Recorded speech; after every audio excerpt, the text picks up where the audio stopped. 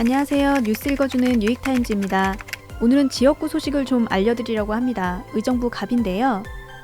문희상 의장의 아들인 문석균 후보가 문희상 의장의 지역구에 출마 선언을 하면서 한바탕 지역구 세습 논란이 불거졌던 것을 기억하는 분들이 많이 계실 것 같습니다.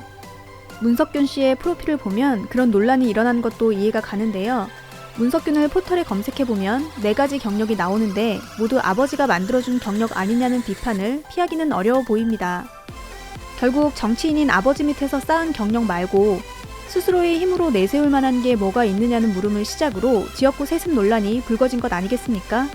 지역구 세습 논란에 대해서 본인이 정면 돌파하지 않고 후보 경선을 포기한 것도 정면 돌파할 만한 이력이 없었던 점이 많이 작용했을 것 같습니다. 지역구 세습 논란을 의식해서 후보 경선을 포기했다가 오영환 후보가 전략공천 되고 나서야 무소속으로 출마하겠다고 나선 건 정말 비겁한 행동이라고 생각합니다. 본인 스스로 내세울 만한 강점이 있었다면 세습 논란이 있었을 때 정면 돌파를 했어야 하는 것 아닐까요? 다들 아시는 것처럼 경선에 참여했다 떨어지면 그 지역은 무소속으로도 출마할 수 없습니다.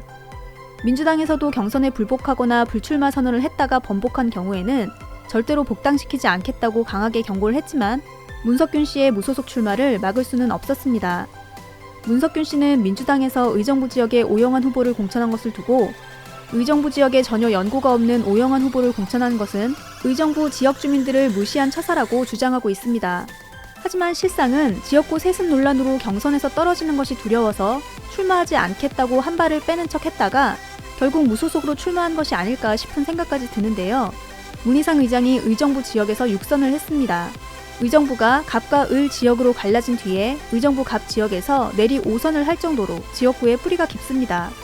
지역구를 아들에게 물려줄 생각이었는지는 모르겠지만 문석균 씨가 의정부 갑 지역 상임 부위원장을 맡으면서 민주당의 지역 조직도 거의 장악을 하고 있었던 걸로 보입니다. 무소속으로 출마하는 문석균 씨를 따라서 민주당 소속의 지역구 의원 중 3명이 탈당한 것이 그런 면을 잘 보여주고 있습니다. 한 의원이 육선을 한 지역에서 그 아들이 지역 조직을 장악하고 있었다면 무슨 수로 지역 내에서 활동했던 다른 민주당 후보를 찾을 수 있겠습니까? 문석균 씨는 오영환 후보가 의정부에 어울리지 않는 후보라고 생각하는 것 같은데요. 의정부는 경기도 북부에 위치해 있고 인구 밀도가 높은 지역입니다. 게다가 2015년에 있었던 의정부 화재 사건을 통해서 안전에 대한 관심이 굉장히 높은 지역입니다.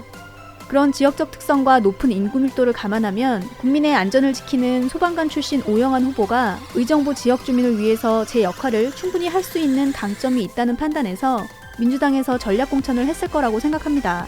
오영환 후보가 의정부에 연고가 없는 사람이기 때문에 오영환 후보를 전략공천한 것이 의정부 지역 주민을 무시한 처사라는 문석균 씨의 주장은 설득력이 전혀 없습니다. 문석균 씨가 지역 조직을 모두 장악해버린 지금 전략공천을 받은 소방관 출신 오영환 후보가 지역 조직의 도움을 전혀 받지 못한 채 선거운동을 하고 있습니다.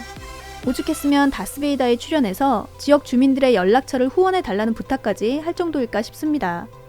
의정부의 민주당 지역 조직은 문희상 의장과 문석균 씨의 사조직이 아닙니다. 지금 문석균 씨는 민주당의 지역 조직을 이용하고 민주당의 파란색 팻말을 들고 민주당 후보의 표를 갉아먹고 있습니다. 문석균 씨는 무소속으로 출마한 이상 민주당 팻말을 내려놓고 선거에 임하십시오. 이대로 가다가는 미통당 후보가 의정부의 갑을 선거구를 모두 차지하게 될지도 모릅니다. 민주당 지역 조직이 제 기능을 하지 못하고 있기 때문에 중앙의 선대본부 지도부들이 오영환 후보 선거사무소를 방문해서 힘을 실어주고 있는데요. 혹시 주변에 의정부에 살고 있는 지인분들이 있다면 연락하셔서 오영환 후보에게 힘을 보태주셨으면 좋겠습니다. 오늘은 여기까지입니다. 끝까지 들어주셔서 고맙습니다.